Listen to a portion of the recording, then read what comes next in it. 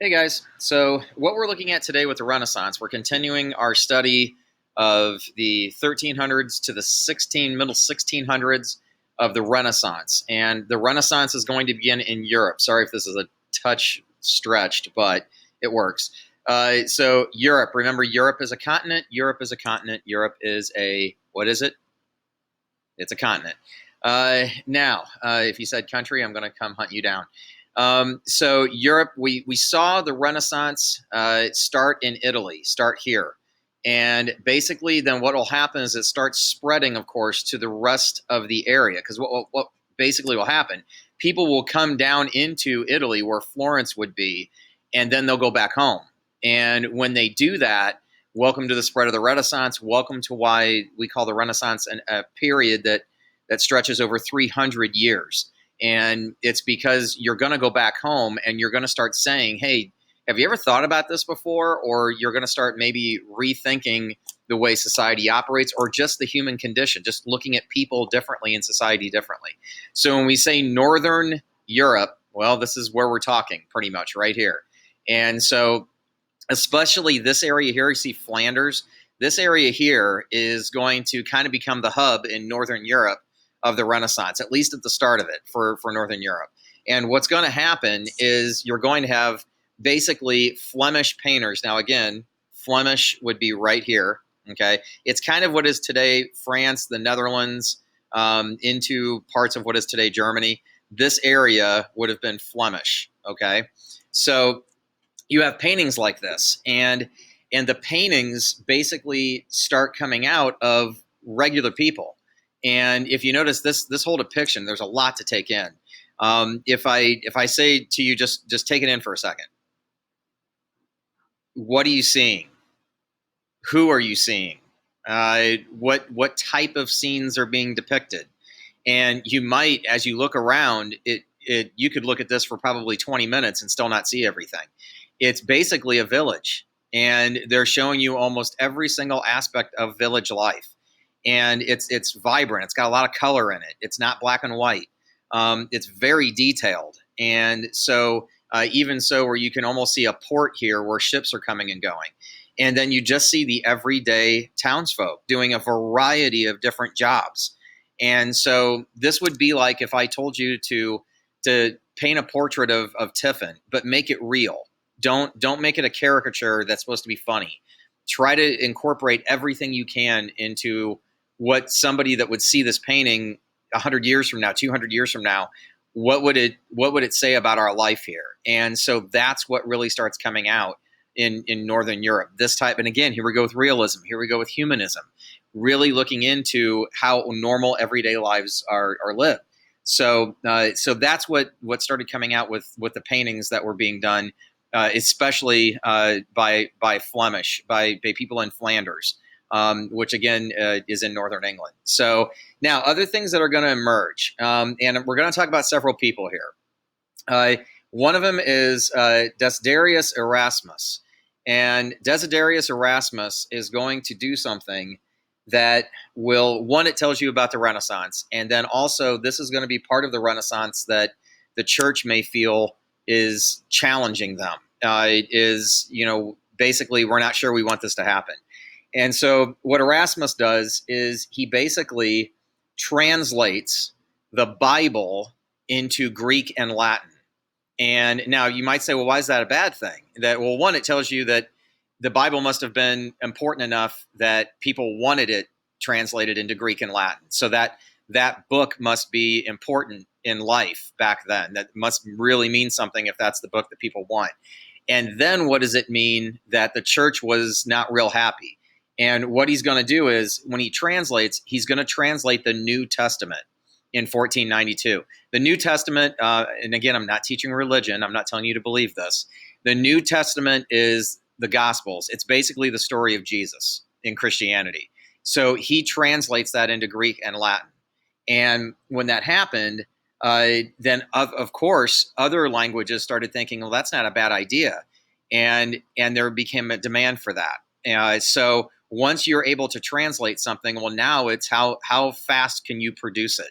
And so, but again, what does it tell you about the religion and the aspect of religion, the importance of religion in society, if when he translates the New Testament into Greek and Latin, people want it. And they were like, oh man, this is great. And what does that tell you about society then?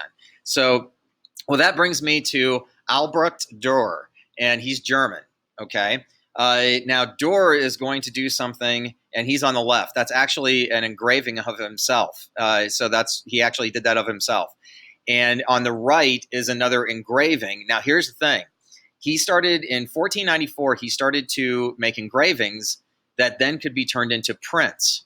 So if you think about looking on the right, even on the left, but looking on the right at the print, that is, well, now, if you can develop some sort of a printing press, which is coming, then, well, you can mass produce these and get it into the hands of people. And now, again, what does it tell you about the time period where the first things that will be mass produced and distributed are pictures? What does that tell you? What does that tell you about literacy back then, reading and writing? And as time goes on, printing presses will start actually doing books, which we'll get to in a minute. But the printing press, suddenly, now you could do one engraving and make as many prints of it as you want and distribute it out. And mass information. We live in a world, you and I today, where we, in my opinion, sometimes we have too much information. There's too many ways to get things immediately. Well, back then, before the printing press, that really didn't exist. So this is kind of how you can start getting ideas out there. So when he starts mass producing his engravings, then like the one on the right, then people start going a step further and saying, what else can we mass produce? That brings us to books. And one of the first books that really starts hitting things, hitting the Renaissance themes, is a book by Sir Thomas More, and it's called Utopia. And I always say, guys, when you look at pictures like this, I never just say, there's Thomas More. What is he telling you? How does he look to you in this picture? How does he want you to remember him? And if you've ever been to a graduation ceremony before, especially at a college, if not, go on YouTube and watch one. And this is exactly how they're dressed, the people on the stage, even now. And it's supposed to make you look smart. And so look at my robe, look at everything. I'm so intelligent. And I've always kind of laughed at graduation ceremonies at some of the things you have to wear. But so Thomas More, this is what he wants us to know about him, that he's educated. So he comes up with this idea, this book called Utopia. And in his mind, Utopia was going to be the perfect place. It was going to be a society where you were going to have peace and harmony, and everybody was going to get along. There would be no greed and corruption in his utopia, in his perfect place. Nobody was wealthy. Nobody was poor. No private ownership of anything. Everybody shares everything. And notice again, when we talk about the Renaissance, here we go again with nudity. It was celebrating the human figure, okay? This is a Renaissance painting of a utopia. Everybody's happy, and everybody's, living in harmony. I think of Naked and Afraid, the TV show, when I see this picture. But that's his utopia. There would be no war because everybody is getting along. Money, why do you need money? We don't need money. We share everything that we need. You need something, then society will provide that, and everybody will help each other out. And so think of this as kind of if you think of a family atmosphere, if my brothers need something, I'm not going to charge them for it. If it's something, if they say, hey, Todd, can you help me build a deck on the back of my house? And I'm not going to say, well, how much am I getting paid? That's not, they're my family. Of course I'll help. That's the same idea with Utopia. Everybody is a family, and we're all going to help each other. There's no money, and there's certainly no war or conflict. And so it's this ideal place. Now, if you're saying this is impossible, I would agree with you. I would say this is a nice concept, but the thought of having a utopia where there's no fighting, no war, no crime, everybody gets along all the time. I mean, even my family, I don't get along with my brothers all the time, and we sometimes have disagreements. So that's what he starts writing about, and that kind of gets people thinking. And now when we talk about Shakespeare, who is obviously going to be another writer of the Renaissance, and Shakespeare is going to be in England. So is Sir Thomas More. This is Northern Europe. This is England. Well, Shakespeare doesn't do the utopia thing at all. And remember, guys, Shakespeare back then, if you were alive when Shakespeare is writing all of his sonnets and plays, you didn't. He was a guy. He was a dude. He was like in today's world, it would be a guy that directs movies. So you might be more famous as you go, but it isn't. They didn't necessarily say, "Oh my gosh, Shakespeare." It was more of what's he writing about and what are all these plays about. And as you heard about him, then you became more interested the next time he had another play come out. I can tell you, if Tom Hanks makes a movie in today's world, I'm going to go see it. And I may not know completely what it's about, but you know what? Tom Hanks, I kind of like his acting. I kind of like the things he does.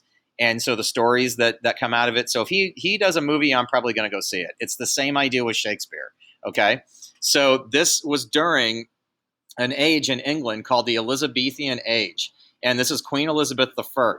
She was around during the Renaissance, and she encouraged this, that let's look at people, let's look at society. Now, this was unusual because monarchs are not going to usually respond well to this. They don't want people to think.